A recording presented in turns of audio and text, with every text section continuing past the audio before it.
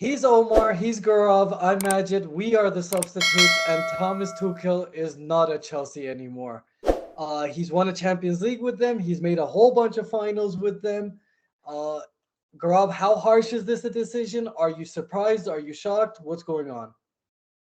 I think it's hard to be surprised just with the way things have gone, like for the last year for Thomas Tuchel. Like the way they started last season was obviously not too bad at all, but the issues with Lukaku, that was a bit of a sour spot. Obviously, he managed that really well. I don't think anyone can argue that.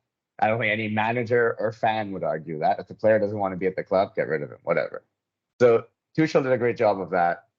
And then the ownership issue started to crop up. Again, not his issue, not his problem, but he bore a lot of that burden. And I think you began to see it on the pitch. His management wasn't as inspiring. The players weren't able to squeeze out the same results that you usually, associate with Chelsea. Moments of brilliance with a very solid back line. It wasn't really happening towards the end of last season. And starting this preseason, there was just so much murmur of not being able to relate to the new ownership and relate to the transfers. So for me, it's not really a surprise. I think this was always coming, man. It would have been nice to have heard that no surprise that bet in our last video where we had talked about the next coaches Yeah, and there was no mention of any Thomas Tuchel. So I just want to mention Omar Gaurav mentioned a couple points. One is about how the ownership changed. My question is, who's at fault here? Is Thomas Tuchel at fault? Are the players at fault? Is the owner at fault? Or is even the English FA for the forced change of ownership at fault? look, I don't want to go into the English FA because that's the politics. You know how political I can get, so I won't mention that because I might go on a very long rant. Um, when you think about the owners, though, apparently they've had problems with Tuchel since America, since the preseason. He was complaining about the transfers. He brought in Raheem Sterling, that's his signing. By the way, he also brought in Aubameyang, that's his signing as well, only reunited for 59 minutes. But he wasn't happy with the transfer policy. And they started checking in on the players, and the players weren't happy. The dressing room was dejected. Even Tuchel was kind of dejected. If you actually look at his overall stats, 100 games in charge, 60 wins, 24 draws, 16 losses. Now, that might not seem so bad on the face of it, right? But they had 8 home wins last year. I think that's less than Everton.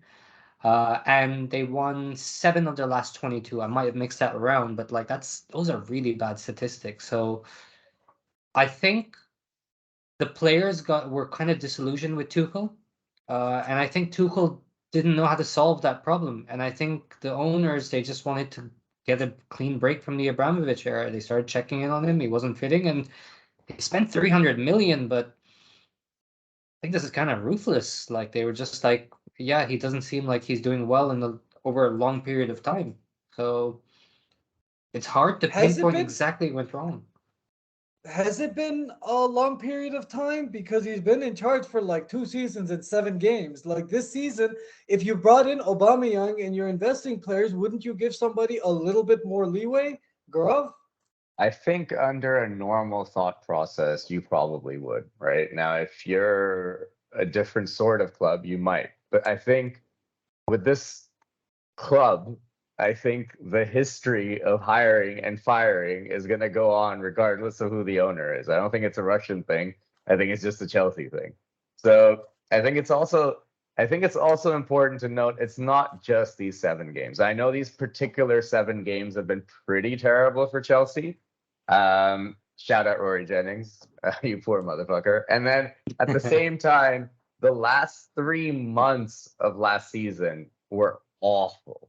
Now, I know we ain't like spiritual people, but bad vibes is bad vibes, bro. When like Chelsea has had bad vibes all of the last 3 months of last season, all of preseason, it Hmm. was just him and the owner bitching at each other.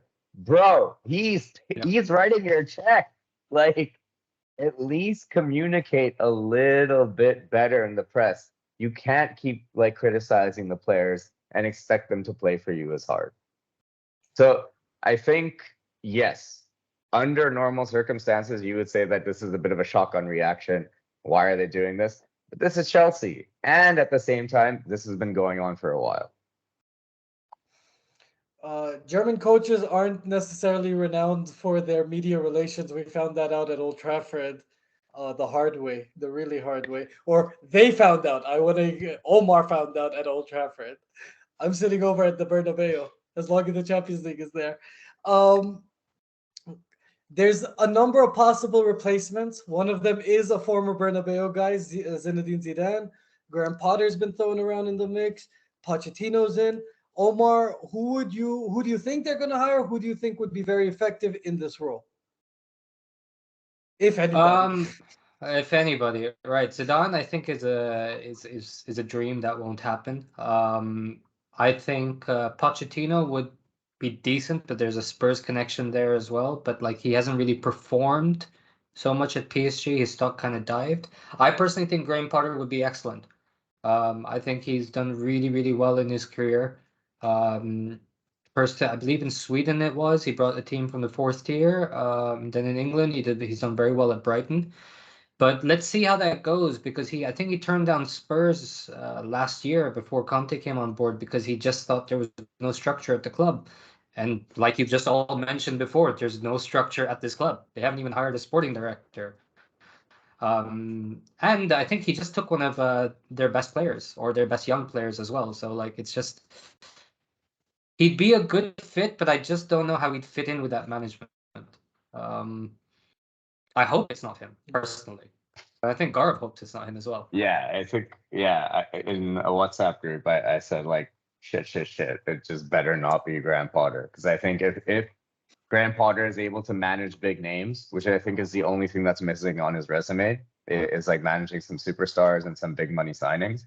I think if he's able to do that, he's up there with like top 5 managers in the league. So what do you know?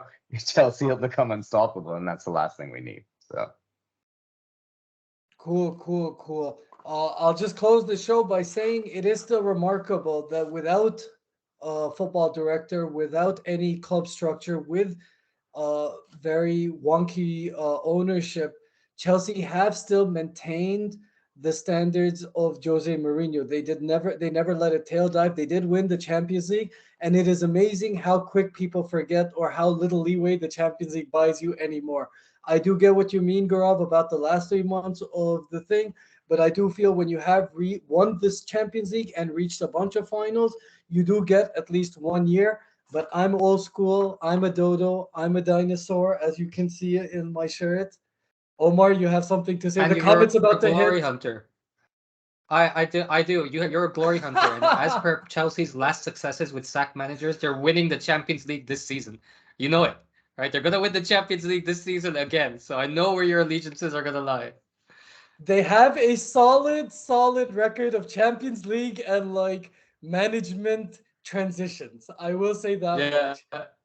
like for Oh, damn Chelsea, it. it's like a cheat code, like unlimited ammo. They just type in like RB, R2, L1, R4, and like all of a sudden, like they're in the Champions League final. It's actor fucking manager.